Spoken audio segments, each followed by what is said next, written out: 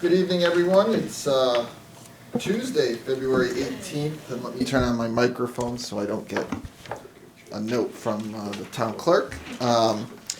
Tonight's regular council meeting, if everyone could please stand, I'm going to ask Councilwoman Tompkins to lead us in the Pledge of Allegiance. I pledge allegiance to the flag of the United States of America and to the republic for which it stands, one nation, under God, indivisible, with liberty and justice for all. All right, thank you. One item we just have to add to the agenda tonight. Could I have a motion for item 3 under new business, please? Mr. Chair, Councilman Gettleman. I'd like to make a motion to add the following under new business. 2025 steep grant application will be number 3 under new business, and number 4 will be tax refunds addendum. Second. We have a motion and a second. Any questions or comments? All those in favor? Aye. Any opposed? All right, so that'll be item number 3, and tax refunds move to item 4. The presentation is going to be postponed till the next regular meeting due to a conflict. Yes, we'll have Sarah back for the March 3rd meeting and have her do both the grand list and break down the analysis of the grand list, but also dive a little bit deeper into the motor vehicle issue that obviously is impacting every community around the state. So we'll have her do a little bit deeper dive into that. Okay, and then just as a side note, I did mention that possibly will be a work session at 6:30 that night. Yeah, So I think that's probably a solid idea in terms of knowing that we're going to have a lot on the agenda as we head into the budget deliberations and budget meetings and so forth, and just things that I know that we're going to have on the agenda for March 3rd's meeting. And I do appreciate the accommodation for tonight's meeting and adding the steep onto the agenda as well. That's very helpful.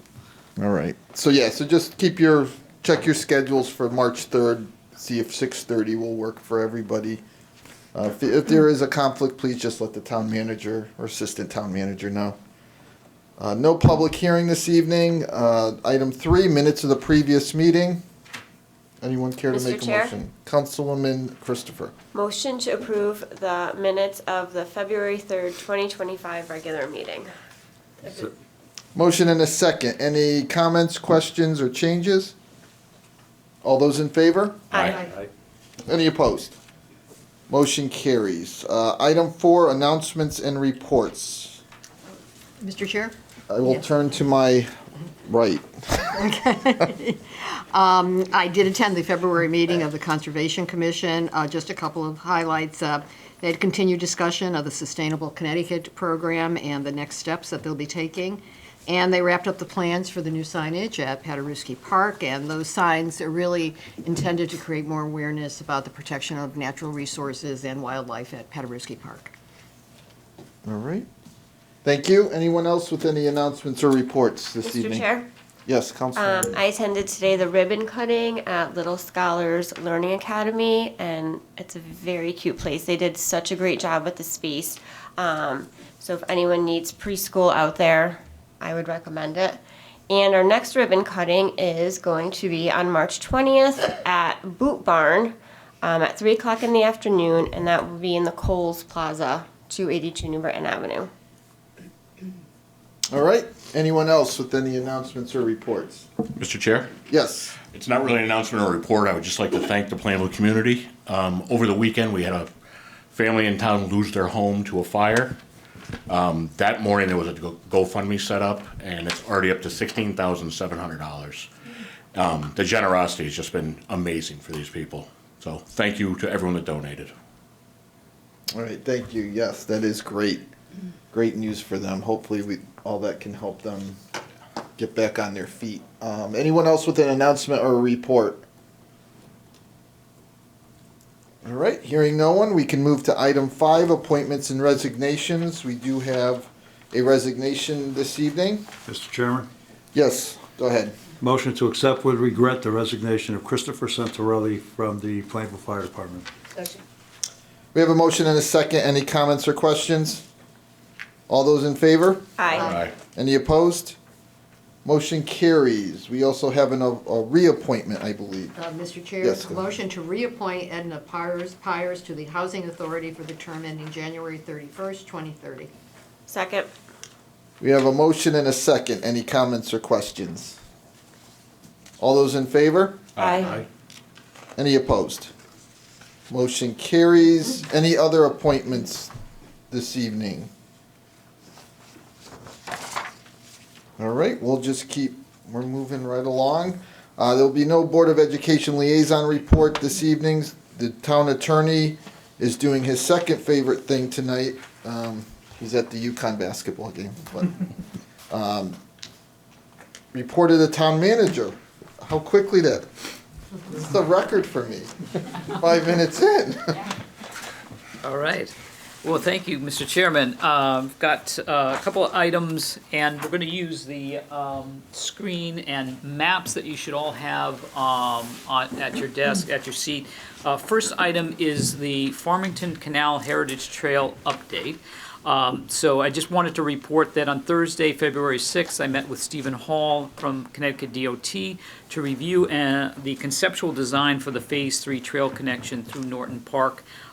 It involves Hemingway Street, Broad Street, and Route 177. Now, as you recall, this review of the alignment was requested by the town council as a result of the walking audit that we conducted this past fall.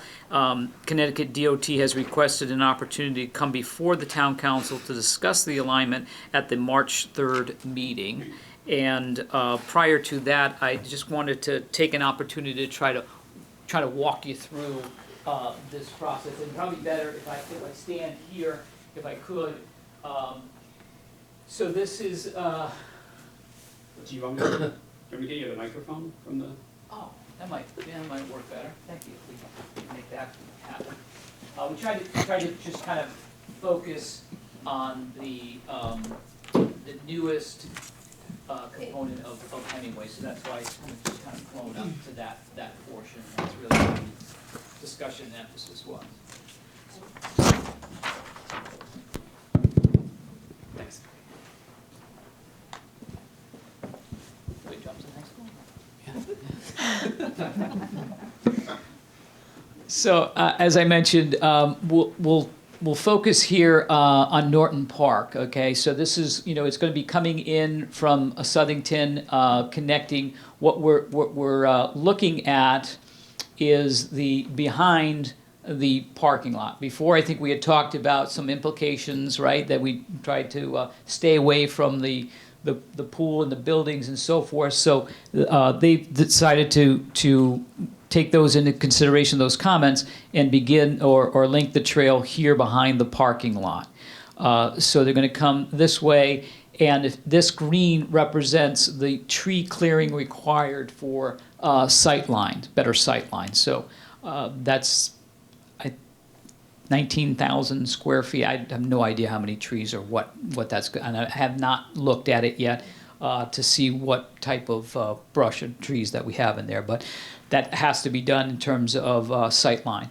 So it's going to proceed here in this direction up to and aligning with Hemingway Street. So as you recall, in the past, we had talked about going through the wetlands behind Hemingway Street.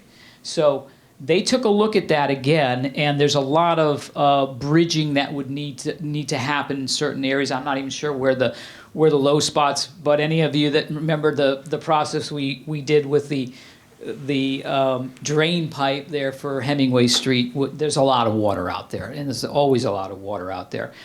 So it's a significant hurdle for them to get through there, and then of course coming out presents on this end at Broad Street, if they were to follow the line through the woods, presents some acquisition problems and some takings there for them in that respect. So they put that on the back burner at this point, and they're looking at Hemingway because of its width. Now, Hemingway is very wide, and they feel that they could get the path on this east side of the street, thank you, and and proceed along Hemingway to Broad and make the turn there on the inside, which means, and you look at the map, this doesn't show it, but when it gets all the way down to 177, they're going to have to do a diagonal cross on that. So, in essence, thank you, Andy.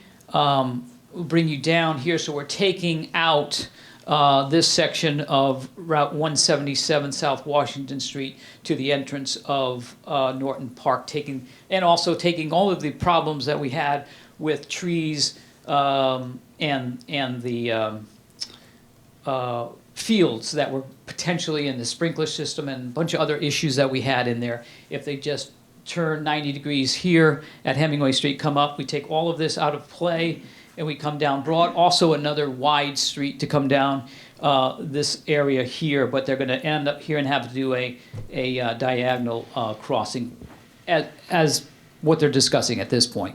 Subject to change, I suppose, but that's their best estimate in terms of how they're going to do that.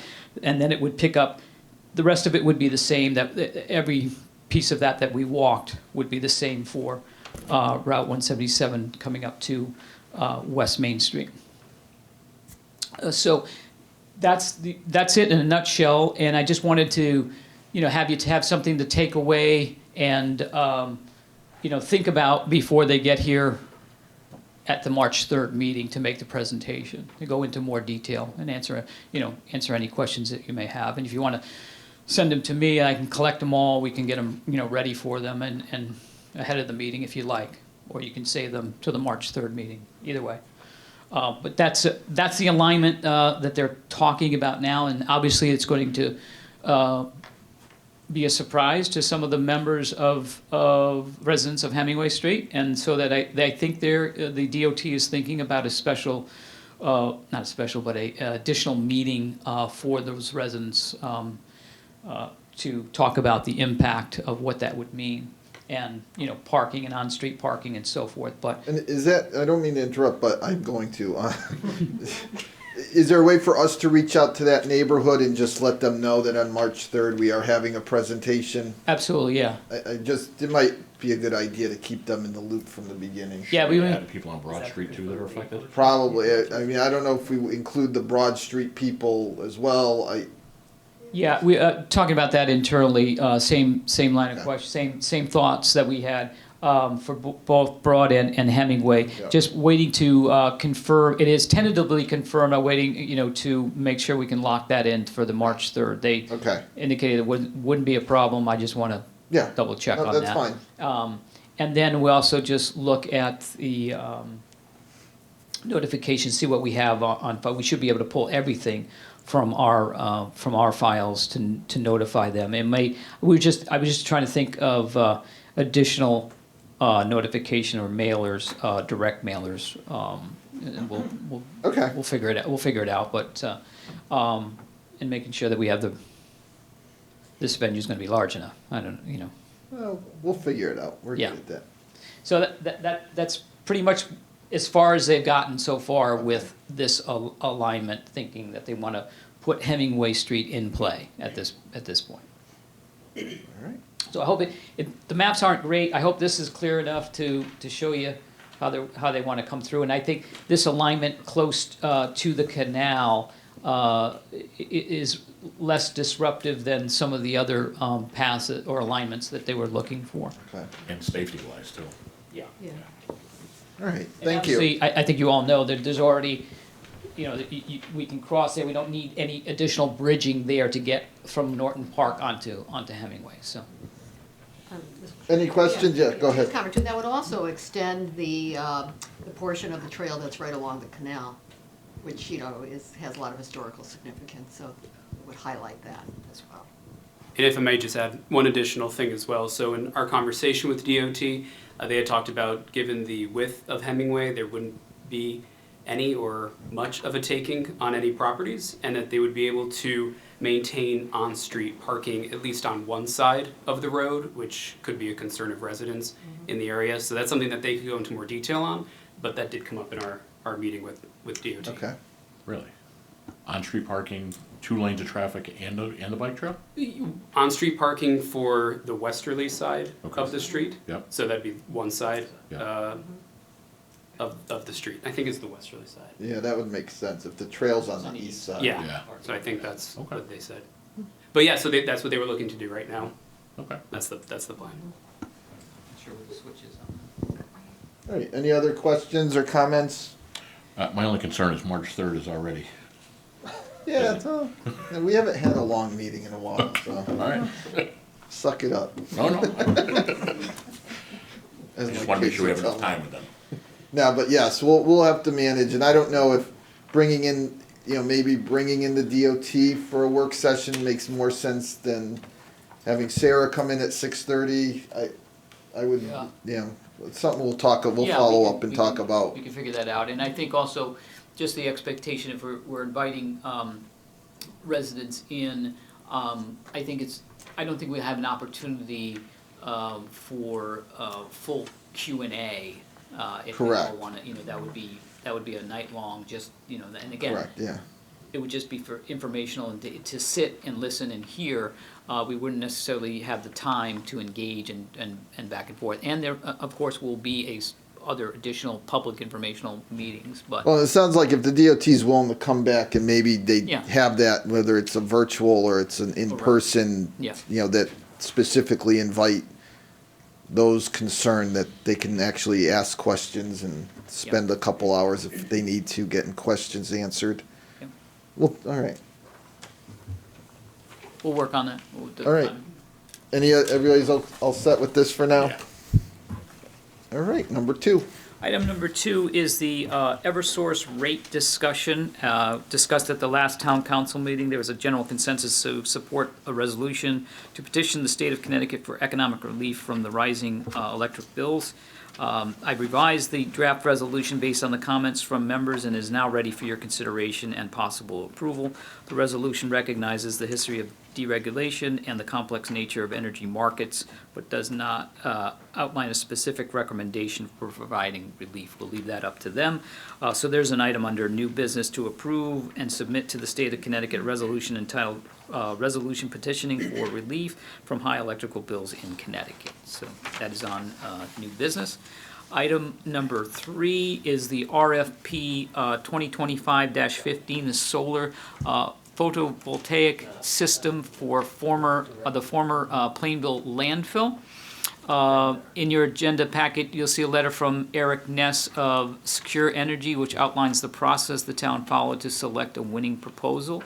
Summarized by Mr. Ness, quote, "The town received bids from 4 companies that were evaluated, 2 of which were shortlisted for further consideration, Green Skies Clean Energy LLC of North Haven, Connecticut, and Verigy, am I pronouncing that? Verigy Holdings LLC of West Hartford, Connecticut. Both companies offered competitive proposals. However, the consultant noted that the team ultimately concluded that the proposal by Verigy for its 975 kilowatt system offered the best likelihood of success with slightly better economics than Green Sky's proposal. So there is an item under new business to award the RFP 2025-15 solar photovoltaic system to Verigy Holdings, Inc. for an annual lease payment to the town of $53,796. Item number 4, Trump, Inc., the manufacturer, not the president, as a manufacturer in Farmington. I received an email from Trump Inc. Requesting a name change for Johnson Avenue on the northerly side of Northwest Drive that continues into the town of Farmington. So on our side, there are no residential or commercial properties located on the section of a road in Plainville. There is one structure belonging to Aquarian Water Company, and they have indicated they have no objections to the name change. The official name being requested is Leibinger Way in honor of the former chairman and owner Berthold Leibinger. And additional information I will get along with coordinated effort with the town of Farmington, which we've already been communicating with them about coordinating this effort.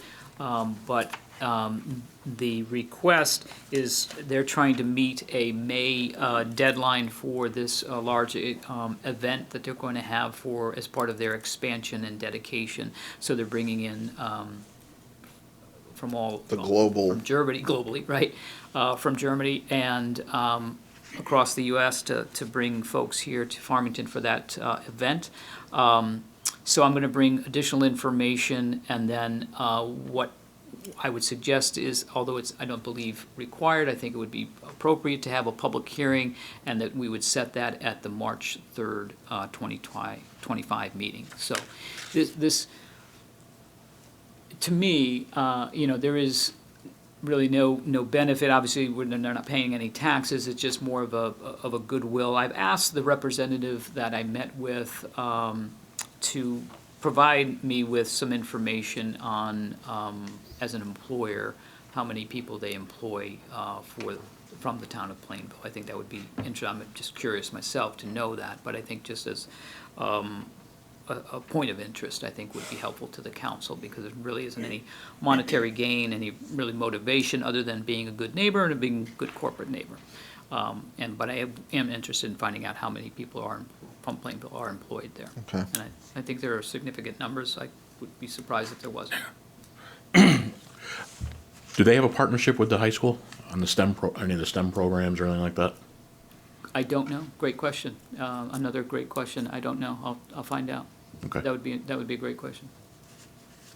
Yeah, because manufacturing, I think, just if I can go on my soapbox for a minute, economic development and manufacturing, it's sometimes I think still has a stigma to that. Oh, it's a dirty, dingy type of thing, where now it's all really high tech. And believe it or not, this building they're doing is going to be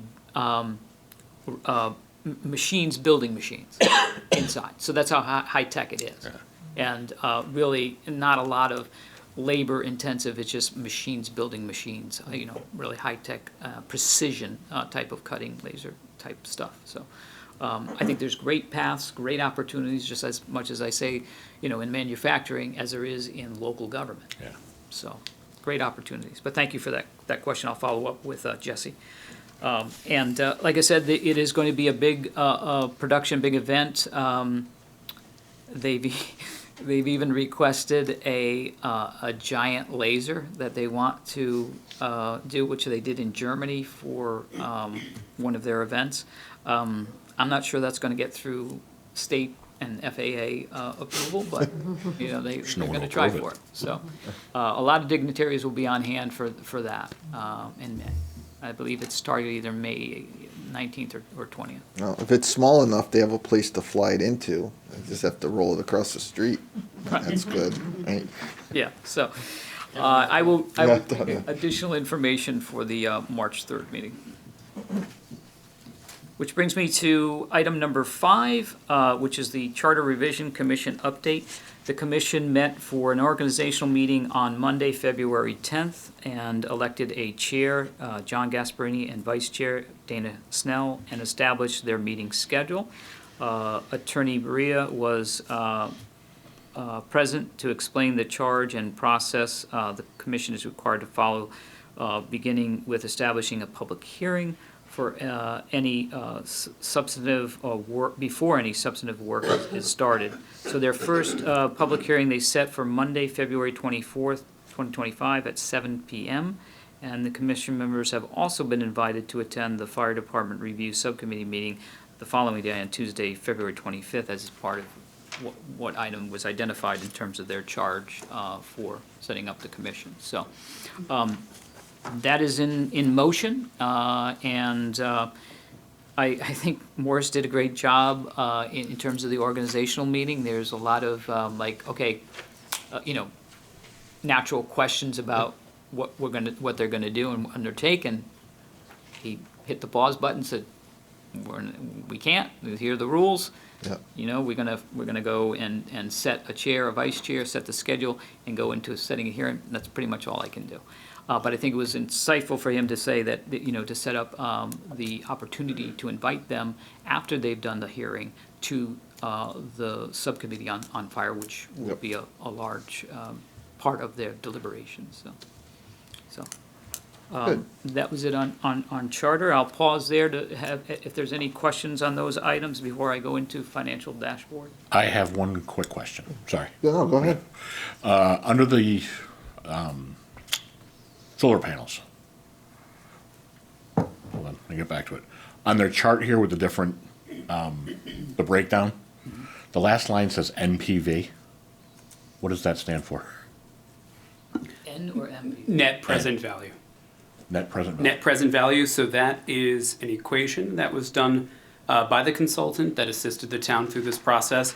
There is an option that the town could, I think that was meant to calculate over the course of the entire lease what would be the value of the lease.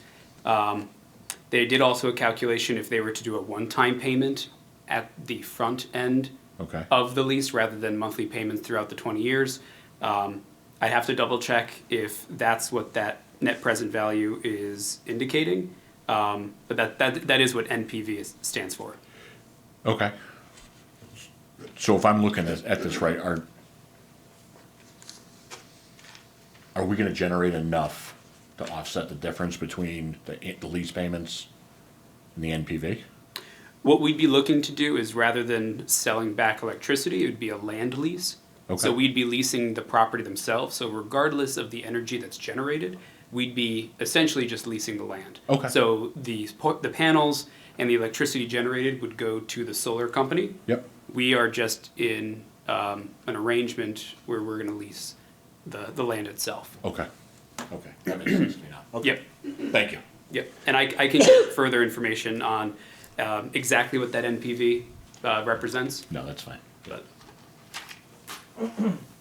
Anyone else with any questions? I have two questions that weren't on your list or on your report. One, is there any update on the property on the corner of Ashford Road and Route 10, the old cottage restaurant? there Sorry, is, yeah, I recently spoke to the property owner. Yeah. They have submitted a permit for demolition. I believe our building office is currently reviewing that permit and I believe is on track to have that issued sometime in the next couple weeks. I'm not sure of the timeline of that, Okay. but they are on track for moving forward with that project. When I spoke to the property owner, I communicated to him the challenges we had with the property last season, with sightline issues and overgrowth and just a lot of the concerns that residents have brought up. So I communicated that to the property owner. He seemed committed to making that property throughout the project more just look nicer and less like a blighted issue, certainly taking precautions of any sightline issues. So we do have a communication with him, so I think that's positive. But just as an update, yes, they're in the process of getting a demolition permit. Mr. Chairman? Yes, go ahead. I'd like to see fines imposed against that company. I think we had a big discussion on it. You've notified him many times for the property being a mess. And I don't think a slap on the hand is enough. We have to send a message to other people in this community. If you're gonna do a business deal, that the community residents should deserve better. And I thought that was part of the understanding that they would have fines imposed upon them before they're able to build at this point. They went the whole summer with a nasty looking area, and I went by there several times. I brought it to the council's attention, I brought it to the manager's attention, and it seemed like nothing got done. And I think we have to send a message to further violators who don't take care of their property and become good neighbors to the neighborhood themselves. I think something should be imposed upon them. Is that something we would need to ordinance changes? I think it's on the books already, that there's fines that should be imposed if they don't keep their properties in line, and especially when notifications were submitted to these people. Is it the same owners? Did I understand it changed owners between then and back then and now? I believe there was a change of owners at some point.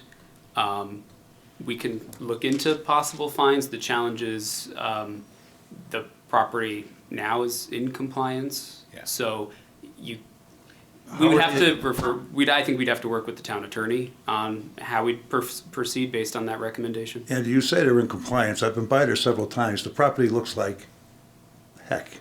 It looks terrible. The grass hasn't been cut since the day they bought it. The shrubs haven't been trimmed. When you say they're in compliance saying they're gonna take care of it this coming summer. We're gonna go a whole another summer and spring with property looking as bad as that did. I know that I sat in on some planning and zoning meetings. I know the residents were not completely in favor of this business going in there. And as a good neighbor, you would think that they would have maintained their property in compliance so that the people in the neighborhood wouldn't be embarrassed when they go up to the stop signs to pull out of their neighborhoods. Now, I think we need stronger legislation to impose on people like these people here that didn't do anything the whole summer. They just neglected the property. And if I lived in that neighborhood, I'd be pretty peeved. Well, and I think the point I think is we can't go through another spring and summer like we did last year. Absolutely. You know, if there is a nice open line of communication with the current owner of the property, I'm hoping that they understand where we're coming from. And to Councilman Underwood's point, you know, if we have to get a little more aggressive, I certainly wouldn't mind getting a little more aggressive. Yeah, and Mr. Chair, yeah, you know, we've alluded to it was alluded to at a previous meeting, and I think you may have, you know, at least indirectly referenced it tonight as well. And that was the concern about some of the four-legged creatures that had been setting up residence, and, you know, I don't know what impact the demolition might have on that. I mean, it could worsen a situation. Are they committed to contacting an exterminator? You know, I think it's something we have to look into because I know how disturbing that was last summer. And just wondering that, I'm not an expert in this area at all, but my concern would be the demolition may send them running. You know? That's something, it's a great question, and I think something we can certainly defer for assistance and guidance from the health department on that. I was just gonna ask, are they involved? Yeah, and working with the owners in terms of their plans going forward, but, you know, they will be coming into compliance with the demolition, and to David, to your point, yeah, unfortunately, this was a one that slipped through the cracks in terms of not getting the paperwork in time, and we had a lot of behind-the-scenes discussion with Morris, and certainly he would be able to chime in here on this issue. But to your point, it will happen for another egregious violator that we are going to put the hammer down on chimney champs, and those will be $100 fines per day. No, I'm sorry. No, per day. Yeah, per day, sorry. Yeah, so, yeah, significant, so, you know, roughly $3,000 a month or something like that, but $100 a day.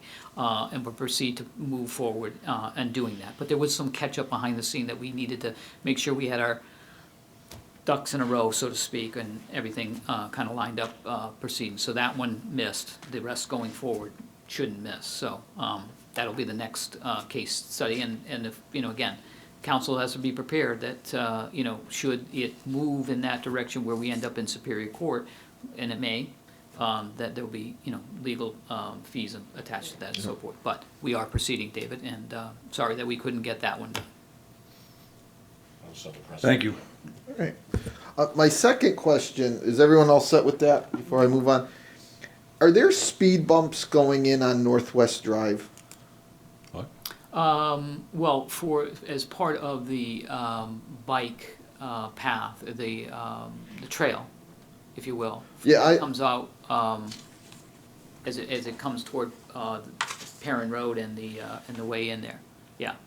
All right, because over the weekend I had a conversation. There's in the spring a bike. I don't know if it's.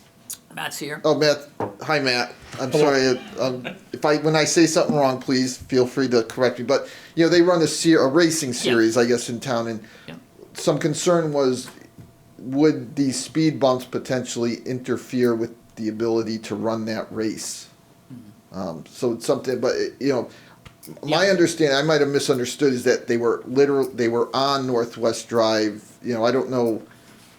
You know, is it something that they could be removable? I know they make those kinds of things, but as we, you know, the trail, I don't know when that installation would happen with that section of the trail, but something I think just to keep in mind as we move forward, that we do sponsor, you know, we do allow a bicycle racing in the spring, and we would not want to interrupt that if possible. Yep, and I think that's why Matt's here to speak on Okay. that during public comment, and, yeah, so there's a difference of opinion as to what DOT thinks is a safety issue and or not going to impede, and obviously cyclists have a much different idea. I don't want to speak for Matt, but that. Well, the good thing, we do have a meeting with them on March 3rd, and Yeah. you know, if we need to pivot to that question, maybe we could just ask it and, Yeah. you know, but, okay, Mr. Chair? yes. Are they speed bumps, speed humps? What's Yeah. raised sidewalks? Yeah. They're raised, I don't know if you call them speed tables, I don't think they're speed tables, there's not speed humps, but I don't really have the terminology, and I haven't really, I've seen it on a piece of paper, so to speak, but not a full visual of it, a 3D rendering of what that looks like, and I know I'm sure Matt can speak to it better than I could, because there's plenty of examples around the state that they do different treatment or different Designs of, designs, yeah, right? Different designs and different ways that they achieve the same thing. And this one hopefully is going to be a compromise where we achieve the safety by not, and hopefully not displacing the event because of, again, they travel at high speeds, so. right, yeah, And so any kind of, they don't wanna slow difference they're down. not Yeah, familiar no, with that's, is right. It's, and I don't know if there's some, even ramping that can be put over them, like, I don't know, No. something to smooth it out so it's not a won't happen speed this bump, season, but. it's. Right, I mean, but just Time something for to us keep in mind, and I, take a look. maybe if we could give them a heads up, DOT a heads up that question has come up, and, if they can talk to it a little bit, maybe even Yeah. on March 3rd. Yeah, it's just, they're aware of it. It's been brought to their attention. I think it's just where the council, support is and where your desire to, what to do with it. Okay, all right, How hard we want to push back in terms of finding out a amicable. okay. Thank you. Anyone else with any questions? All right, financial dashboard time. Yes, and unremarkable. It really hasn't changed much. I've got to put the glasses on for this one, even though I've tried to blow this page up a little bit. The budget through January 31st, in terms of total town expenditures, $41,475,169. That represents 57.61% expended. Two-year average is 58.7, so it's running just under. The breakdown for the general government side, $16,965,544, representing 63.52%, running under the two-year average of 64.86. Likewise, on the Board of Education expenditure budget, $24,509,625, representing 54.13% expended. The two-year average is 55.06. So, again, running right in line where we expect it to be, and actually just under, so that's fine. Next page on the overtime, police and dispatch overtime. Nothing really out of the ordinary there. It continues to trend the same way. Of a $500,000 budget, $332,130 actual expended to date. Two-year average is 305, so it is running a little bit higher. But as I said last month, the same. We are working to fill a bunch of positions, so many officers in the academy, more going in. Yeah, in fact, the chief has another candidate, so that should be coming maybe by the April meeting or March meeting. I've got an update with him, but it's coming soon, so I think we'll be at the end of the summer or midsummer. Hopefully, we'll get. See, the problem is, even when you get out of the academy, you still have this long field training operation, in terms of field training. So, and anyway, it takes time, but that'll catch up and that'll equal out. Next is the roadways budget. It's spent $78,933. The two-year average is $79.53. So running right in line there. However, the building and grounds is over at $49,280. The two-year average is $38,771. As noted, it was the difference in terms of the balloon festival. The hauling tonnage for solid waste is running higher, and that has been the trend. So tons through January 31st, 3,503. The two-year average is 3,440, so we're running 63, just over 63 tons higher in that trend. And unfortunately, I do not have the recycling numbers. Those numbers you see there are from the December 31st. I do not have the January numbers, but we'll get that for next month. But that trend has typically been lower. That has been offsetting the solid waste number.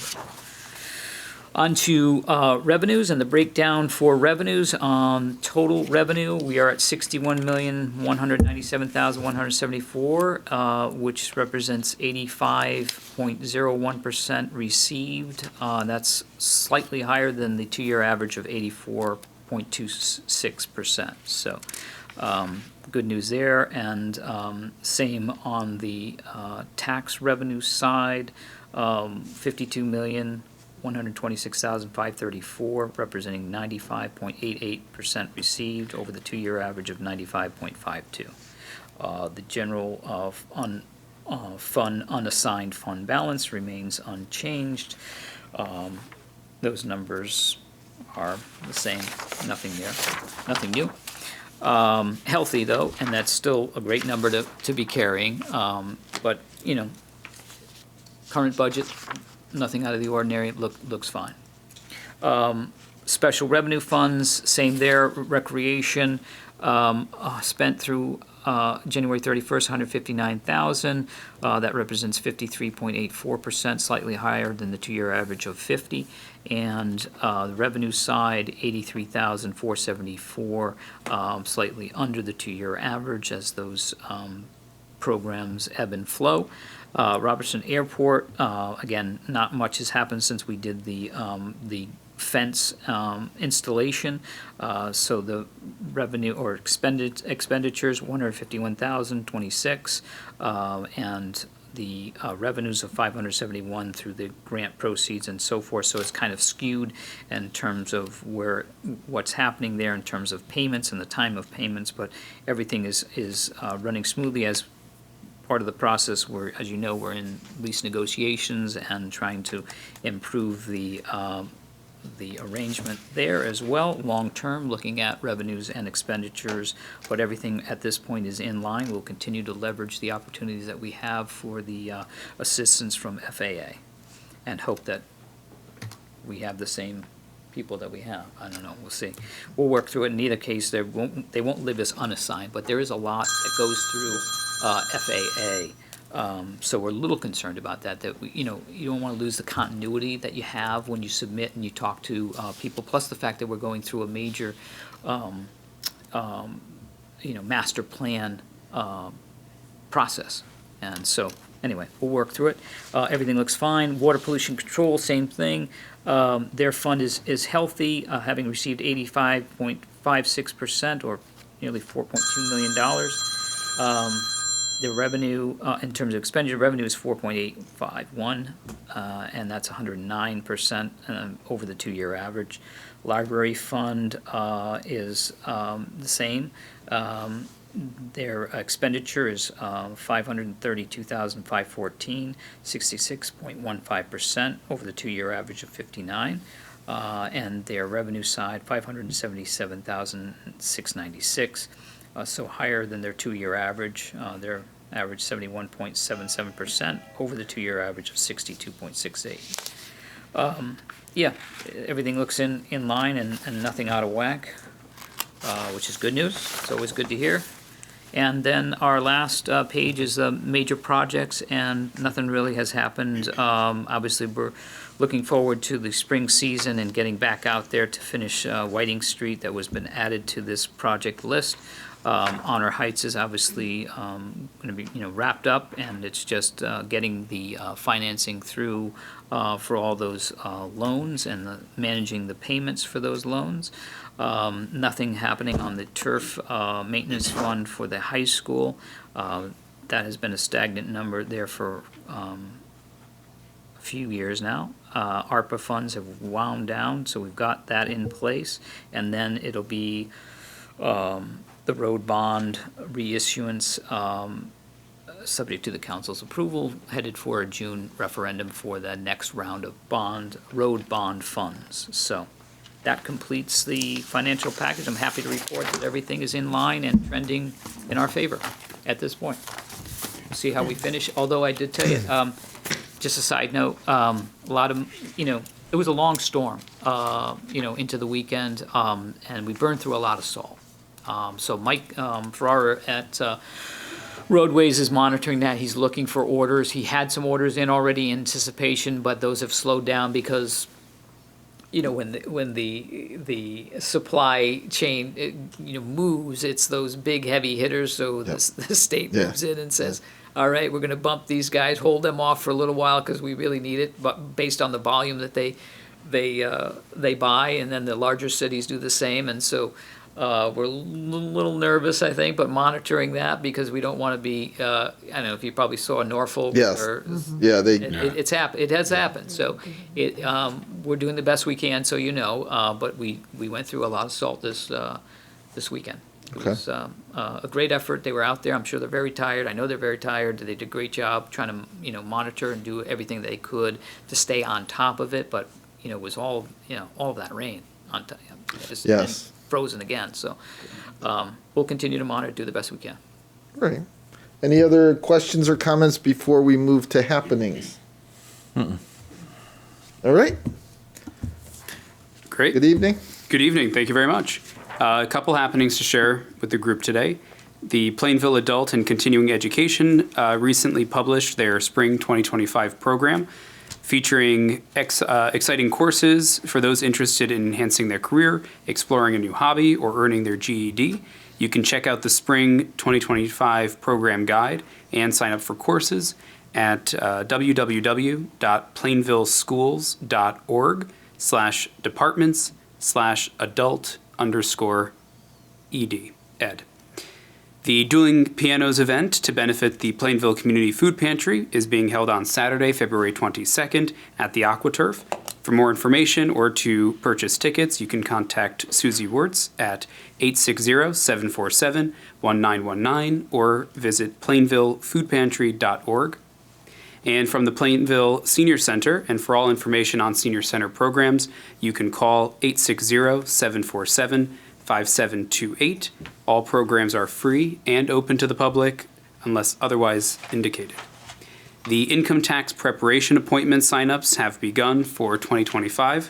The Senior Center is hosting tax preparations through AARP TaxAid and VITA TaxAid. These are free programs that provide income tax preparation assistance by a certified volunteer tax counselor for low to moderate income taxpayers. Appointments will be held on Tuesdays from now until Tuesday, April 8th, and on Fridays until April 11th. Appointments, as I mentioned, are required. The Disrupting Aging workshop presented by AARP is on Wednesday, February 19th at 1:30 p.m. This presentation challenges individuals of all ages to examine aging trends and the importance of building equity in longevity. Veteran Social Hours on Tuesday, February 25th at 10 a.m. This is the monthly informational support meetings conducted by Sherry Vo, the Veterans Liaison.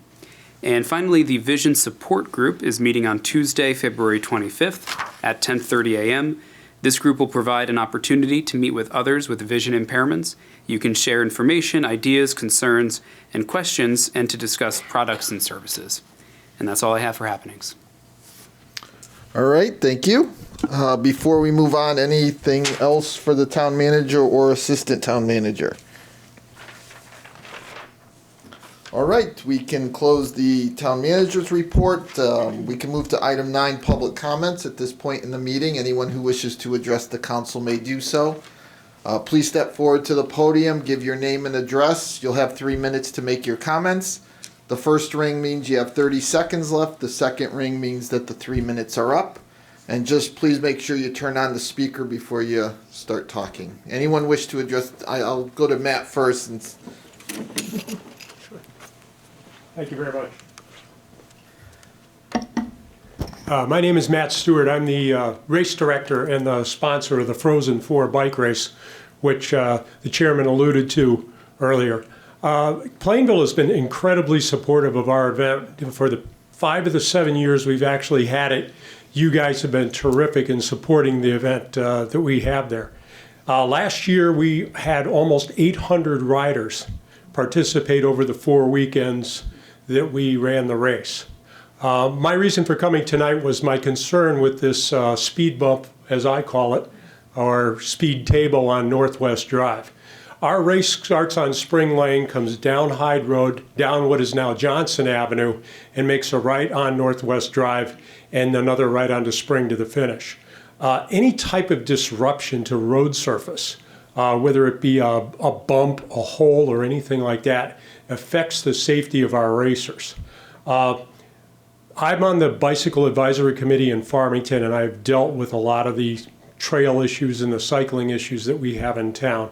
And my only suggestion to you is I did reach out to DOT, and I asked him about the speed table. Apparently it was going to be on Northwest Drive somewhere near Spring Lane. Okay. And I suggested to him that it would force us to not have our event anymore. And they told me basically that they would take it under consideration, which I have been told in DOTEs means no. So what I'm asking the town council to do is if they would consider at least keeping the road surface flat there and not having a speed table for the crossing. As a member of the bike committee in Farmington, what I can tell you is if you put a 3-way stop in at Spring Lane, along with the lights that they're going to put in for the trail crossing anyway, your safety would be fantastic. The sight distances there are very, very good. To give you an idea of our trails in Farmington, we don't have any speed tables. We have a crossing on Route 177 as you go down into Unionville. That crossing has had one incident since it's got put in, and it takes 5,000 cars a day that cross that crossing. So we've had really good success in marking our crossings well, making sure the sight distances are good, and hopefully, if you guys are willing, we would like to keep our event. It's taken us 7 years to build it up to what it is, and you have actually contributed to one national champion who's raced there, a young man who's 15 years old, a national champion, and several top 10 national champions of these younger kids that race with us. We've also brought in the collegiate end of it also, and we have racers coming down from as far as Burlington to Vermont to race in March. Of course, up in Burlington, it's still winter. Yeah. Probably still. Do you have any questions for me? I don't. I think we're going to take advantage. Like I said, the DOT happens to be coming on our March 3rd or at our March 3rd meeting, and certainly we're going to bring this up. And I can speak for myself. I would like to be able to continue having that race in Plainville. Thank you. I appreciate it. I think it is something. If you need me to be here that night to talk about the race, I'd be happy to. Also, I brought my computer with me tonight to give you an idea of the speeds that these racers reach when they're racing and how close we are to each other and how a speed bump or any type of raised crosswalk would definitely make that race a non-factor because it would be bad for safety. Well, it reminds me, because I have seen the racing over the course of the years, and it reminds me of NASCAR on 2 wheels. It's really what I mean, they're within inches of each other, and it's amazing. And the amount of rubber actually touching the road in the front and back wheel is about the size of a dime. So good smooth surfaces like we have on the roads right now are fabulous, and it's a very well-received race course by our racers because it's extremely safe. Well, if you're available on the 3rd, I would love to have you come back, and if we have questions, certainly it would help to have you here. Like I said, I would like to be able to keep the race going in Plainville, and I think there is a way to work this out with the DOT, and great. If they're willing to listen, that'd be awesome. The guys at Rebel Dog will be really happy too, because if you go by there on a Sunday morning, you can see bikes parked all over the front of the place. There is an economic benefit. That's for all right. Sure. So if anyone wants to see any videos, I've got them with me. I'll see you after the meeting. All right. Thank you. Thank you. All right. Anyone else wish to address the council this evening? Yes, Ms. Luria.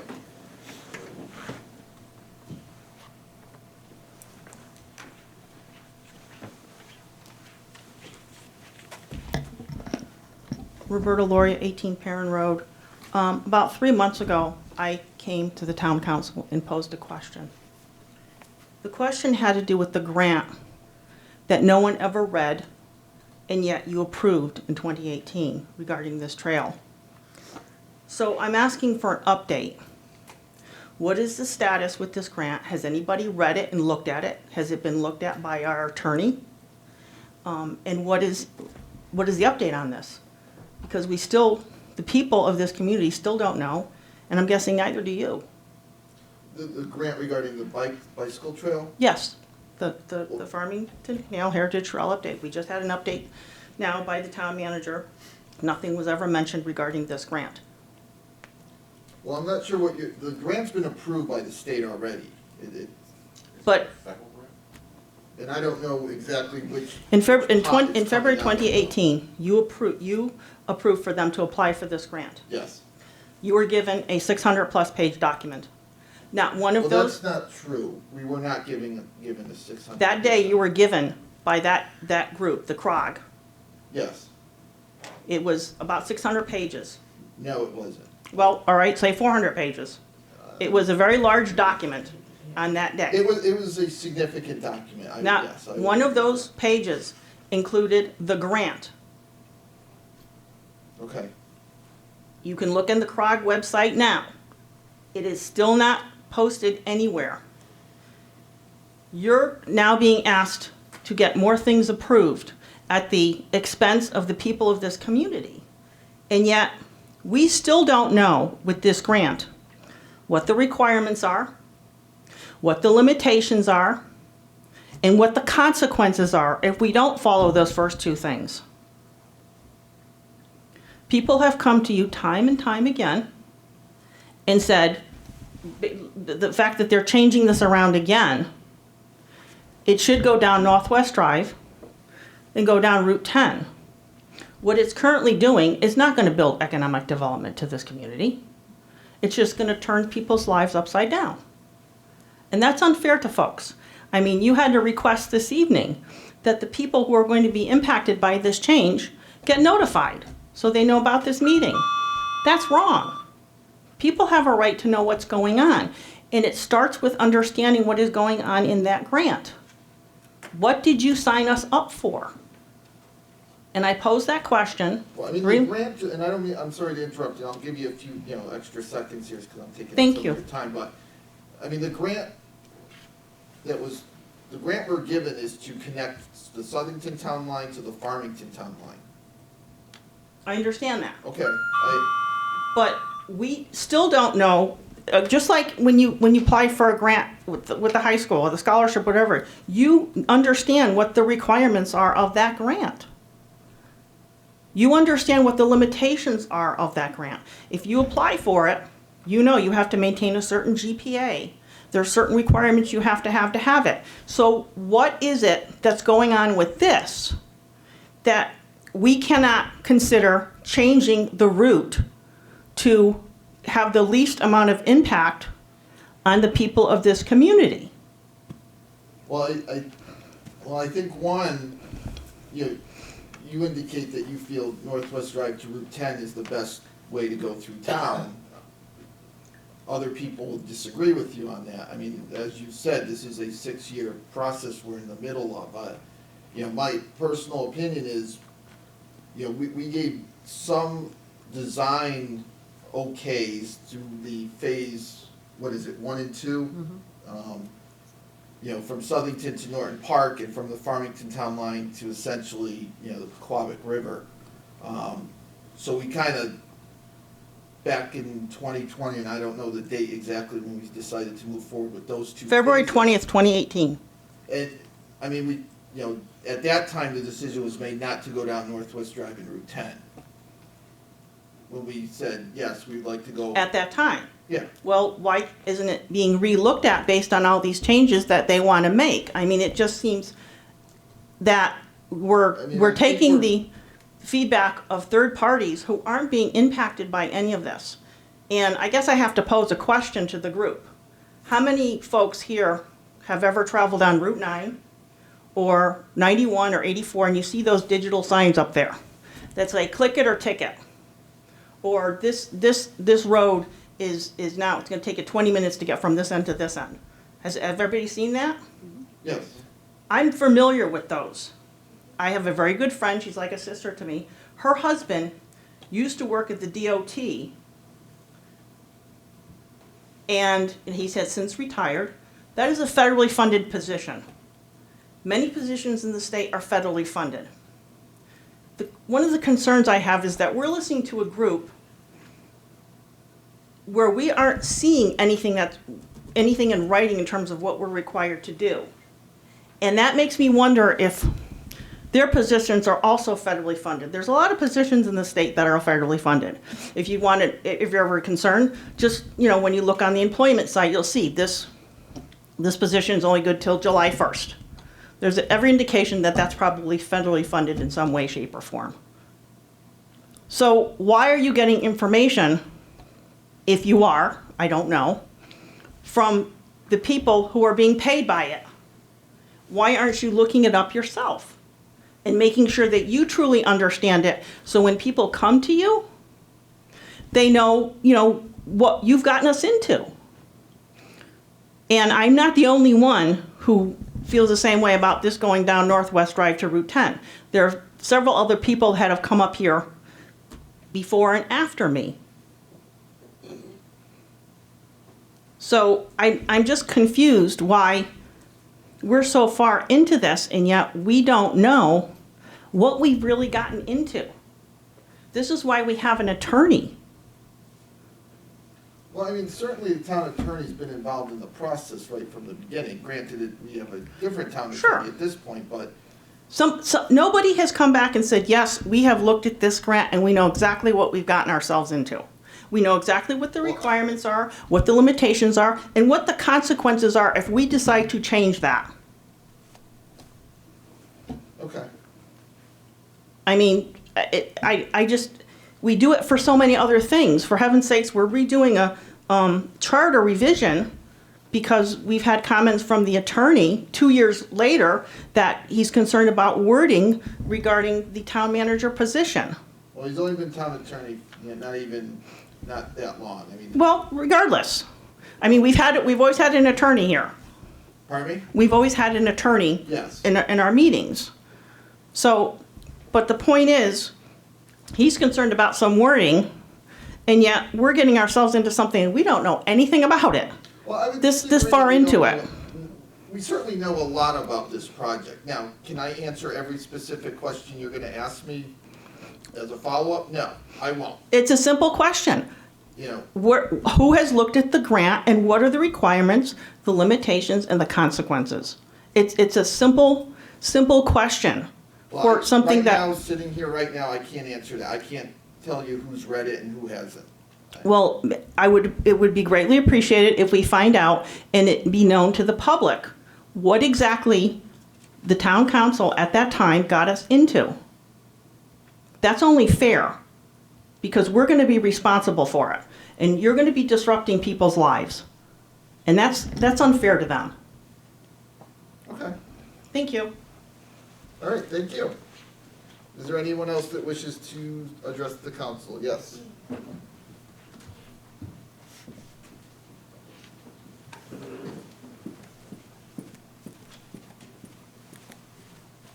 Jesse Carlson, 26 Ashford Road. I actually just had a really simple question. You guys were talking about a name change for a street that's connected to Plainville and Farmington. Did we look at and make sure that the origin of that name didn't have historical significance to the town? Like, was it named did. after somebody? We did. To our, or do you want to answer? Well, You did a little it bit. may have been, there was a first selectman that lived sort of that general area that was named Johnson, beginning of the 1900s. However, it's only part of Johnson Avenue. About 20%. Yeah, it's just. I just wouldn't want to upset anybody No, it's. in Plainville that it could be associated with their family because, once a Plainville person, you're always a Plainville person, and I've been Yeah. here for But the key piece 46 years out of my life, so. This was only that little extension part of Johnson Avenue. Yeah. The majority of Johnson Avenue is saying Johnson Avenue. Oh, okay, so it's Yeah. just the Yeah. part that Yeah. Trump is on. It's just the little part that's kind of off by Okay. itself. I just didn't want anybody No, to get offended or if we hadn't even thought about that aspect, but I knew you would probably know the answer to it since you're part of the But I think- Historical but it was a good Society. question, yeah. Thank you. Okay.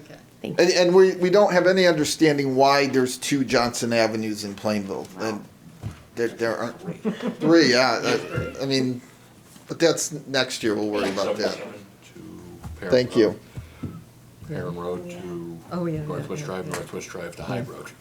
All right, anyone else wish to address the council this evening?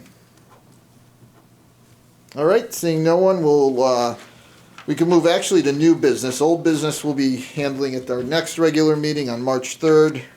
New business, item number 1. Mr. Chairman, Yes, Councilwoman Tompkins. motion to adopt a resolution entitled Resolution Petitioning for Relief from High Electrical Bills in Connecticut. Second. Motion and a second. Any comments or questions?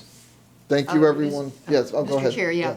I know I'm somewhat repeating myself, but since we're actually voting on this tonight, I did want to just emphasize, as the town manager commented in his report as well, that we are not endorsing, a specific proposal here. We're just asking that the issue be addressed. It is a very complex issue, many pieces and parts of it, and there's a lot of discussion. I'm sure there will be a lot further discussion at the state legislature, and that we're endorsing that the overall issue be addressed. All right. Anyone else with any comments or questions? Just thank you for Councilman Underwood's idea, staff, the administration for putting this together. All those in favor? Aye. Any opposed? Motion carries. Item number 2. Mr. Chairman, Yes, Councilwoman Tompkins. motion to award RFP 2025-15 solar photovoltaic systems for former Plainville landfill site to Veraji, is that how you pronounce it, Veraji? Veraji Holdings LLC, West Hartford, Connecticut, to receive an annual lease payment of $53,796. Second. All right, a motion and a second. Any comments or questions? All those in favor? Aye. Any opposed? Motion carries, and the added item number 3. Mr. Chairman, Yes, Councilman Gettleman. motion to adopt a resolution entitled Authorizing Resolution of the Plainville Town Council - 2025 Connecticut Steep Grant Application. Second. Motion and a second. Any comments or questions on this? All those in favor? Aye. Any opposed? Motion carries, and item 4. Mr. Chairman, Councilman Gettleman. motion to approve the tax refunds as listed on the addendum. Second. Motion and a second. Any questions on the tax refunds? All those in favor? Aye. Any opposed? Motion carries. That completes new business. I don't believe there's any other discussions of interest unless the town manager or anything from the staff. No. Okay. We have no executive session tonight, so we actually can entertain a motion to adjourn. So, second. Motion and a second. All those in favor? Aye. We are adjourned. We'll see everyone March 3rd.